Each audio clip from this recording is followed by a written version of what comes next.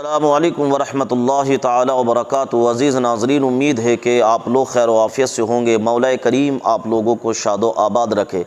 عزیز ساتھیو، ایک بہت پیاری سی ویڈیو آپ لوگوں کو دکھاؤں گا، اس سے پہلے میری چند باتیں آپ لوگ ضرور سننا، یہ آپ لوگوں کو زندگی میں انشاءاللہ بہت زیادہ کام آئے گی۔ عزیز ساتھیو، بہت ساری مرتبہ ہمارا جو گمان ہے نا، وہ دوسرے کے بارے میں اچھا نہیں ٹھہرتا ہے۔ ہم کبھی کبھار دوسرے کے بارے میں غلط سمجھ لیتے ہیں، جس کی وجہ سے ہم گناہگار ہوتے ہیں اور ہماری روزی میں بھی کمی ہوتی ہے۔ عزیز ساتھیو، بہت سارے لوگوں کو دیکھا ہے، اپنے بھائیوں کے تعلق سے، اپنی بہنوں کے تعلق سے ان کے ذہن میں غلط سوچ ہوتی ہے، حالانکہ سامنے والے کے اندر وہ خرابی نہیں ہوا کرتی ہے۔ عزیز ساتھیو، کہتے ہیں نا کہ انسان کو اپنی آنکھ کا بال نہیں نظر آتا اور دوسرے کی ذات کے اندر برائی دیکھ رہا ہے۔ ایک نوجوان کو دیکھا گیا کہ ایک نوجوان ایک دریا کے کنارے پر بیٹھا تھا اور وہ ایک عورت اس کی گود میں تھی، آغوش میں تھی، اور بار بار اپنے منہ سے وہ لقمہ چبا چبا کر اس عورت کے منہ میں ڈال رہا تھا۔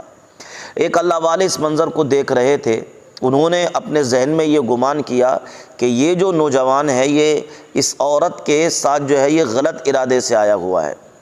اس کے بعد کیا ہوتا ہے، اس کے بعد اس نوجوان نے جو تھا ایک سوئی تھی سمندر کے اندر ڈالی اور اللہ والے سے کہا کہ آپ اس سوئی کو سمندر سے نکال کر دکھائیے۔ اللہ والے نے کہا کہ بھائی یہ سوئی کیسے واپس آ سکتی ہے، جب تو نے سمندر میں ڈال دی ہے تو کیسے واپس آ سکتی ہے۔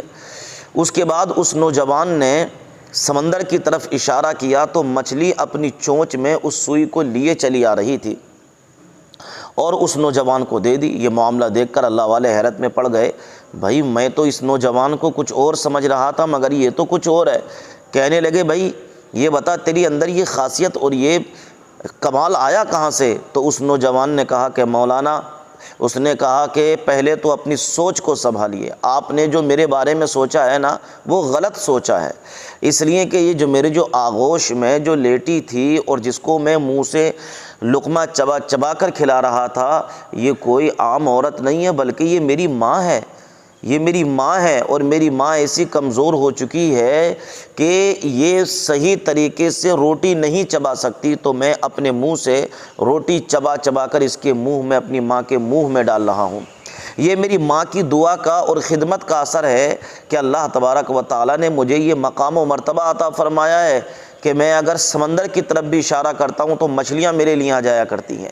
سبحان اللہ۔ عزیز ساتھیو، تو یہ ہوا کرتی ہے سوچ۔ ہم کسی کے بارے میں غلط سوچ نہ رکھیں، اپوزٹ سوچ نہ رکھیں، بلکہ اس کے بارے میں ہمیشہ اچھا سمجھیں، اس کے بارے میں ہمیشہ بہتر سمجھیں۔ جب ہم کسی کے بارے میں اچھا سوچیں گے تو انشاءاللہ ہماری زندگی بھی اچھی ہوگی اور ہم اپنی زندگی میں اچھا کام بھی کریں گے، دوسروں کے بارے میں اچھی سوچ بھی رکھیں گے۔ بہت ساری مرتبہ ہم دوسروں کے بارے میں سوچتے رہتے ہیں، اپنا سب کچھ ختم کر لیتے ہیں، دوسرے کے بارے میں سوچتے رہتے ہیں۔ تو اس لیے اچھی سوچ رکھیے، اچھے بنیے، اچھے لوگوں میں اچھا رہیے اور لوگوں میں خوشی بانٹتے رہیے۔ آئیے سنتے ہیں ایک پیاری سی ویڈیو کو۔ ہاں میں کشمیر ہوں، ہاں میں کشمیر ہوں،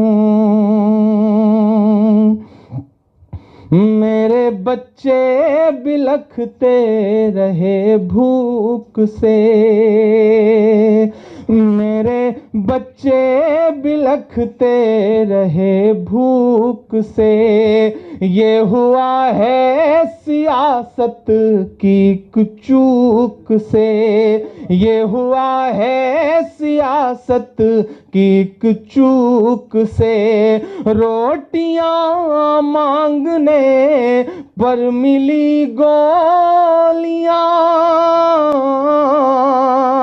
روٹیاں مانگنے پر ملی گولیاں، چپ کرایا گیا ان کو بندوق سے، چپ کرایا گیا ان کو بندوق سے، میرے بچے بلکھتے رہے بھوک سے، یہ ہوا ہے سیاست کی چوک سے، روٹیاں مانگنے پر ملی گولیاں، چپ کرایا گیا ان کو بندوق سے۔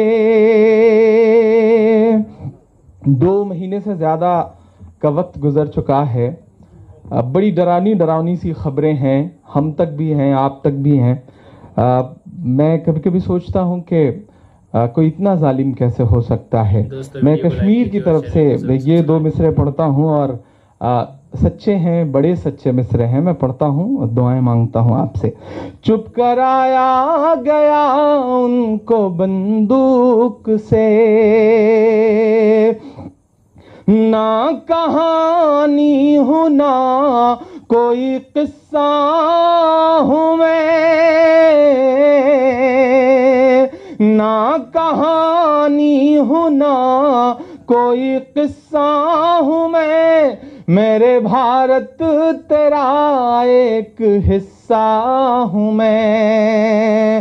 جس کو گایا نہیں جا سکا آج تک, جس کو گایا نہیں جا سکا آج تک, ایسی ایک ٹیس ہوں, ایسی ایک پیر ہوں, ہاں میں کشمیر ہوں, ہاں میں کشمیر ہوں, ہاں میں کشمیر ہوں. آخری بند پڑھتا ہوں اس نظم کا, اور ایک ایسا سچ ہے یقیناً لبوں پر ہم سجا کر آیت قرآن نکلے ہیں, وطن پر مرنے مٹنے کا لیے ارمان نکلے ہیں. زمانہ اگر تلا ہے جان لینے پر تو کیا ڈرنا, ہتھیلی پر سجا کر ہم بھی اپنی جان نکلے ہیں.